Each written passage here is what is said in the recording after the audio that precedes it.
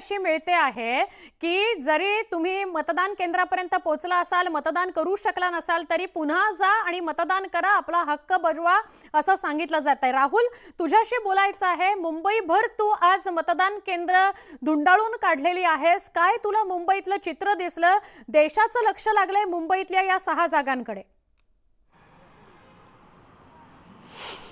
सुवर्ण, मुंबईच्या बाबतीत 6ही मतदारसंघात, खास करून मी 3 मतदारसंघात खूप जास्त फिरलोय। मग तो उत्तर पश्चिम असेल, उत्तर मध्य असेल आणि याचबरोबर मध्यचा जो भाग आहे, प्रचंड उत्साह जो आहे तो अगदी सकाळच्या सत्रात पाहायला मिळाला।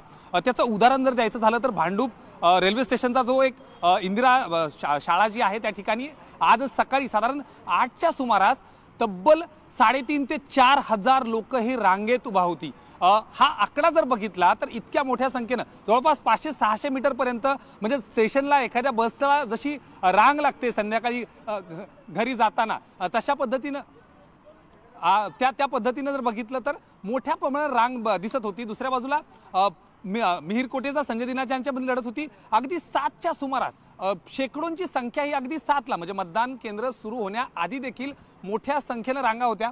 आज इथली परिस्थिती रांगा मावल्यात याचं 2 कारण असू शकतात। एकतर लोकांमध्ये निरुत्साह आहे किंवा दुसऱ्या बाजूला मतदान बऱ्यापैकी पार पडले। इथला जर व्यवस्थित प्रकार केला तर मतदान बऱ्यापैकी पार पडले असाच त्याचा अर्थ घ्यावा लागेल, कारण अगदी सकाळपासून खूप मोठ्या प्रमाणात रांगा लागल्या होत्या। हजारोंच्या संख्येनं ज्या पद्धतीनं सकाळी सकाळी मतदान झालं, अगदी दुपारपर्यंत आपण मतदानाची टक्केवारी जरी नीट बघितली तरी देखील लक्षात येईल की अगदी 11 वाजेपर्यंत 18 ते 20% मतदान हे आहे ते जवळपास 6ही मतदारसंघात झालं होतं। 20% 11 वाजेपर्यंत, म्हणजे पहिल्या 4 तासांमध्ये 20% हा आकडा खूप मोठा ठरतो, कारण सगळ्यांना माहिती आहे की उन्हाचा पारा तापतोय, गरमीचे दिवस आहेत आणि त्यामुळं त्या त्रासातनं, त्या गर्दीतनं कुठेतरी बाजूला येण्यासाठी लोकांनी अगदी सकाळपासून रांगा लावल्या आणि त्या प्रत्येक ठिकाणी दिसल्या। मग तो वेगवेगळा घटक असेल, कामगार असेल किंवा प्रत्येक जण, नोकरदार वर्ग असेल, मॉर्निंग वॉकला बाहेर पडल्यापासून ते प्रत्येक जण अगदी दुपारपर्यंत बऱ्यापैकी मतदान पार पडण्यावर सगळ्यांचा भर होता।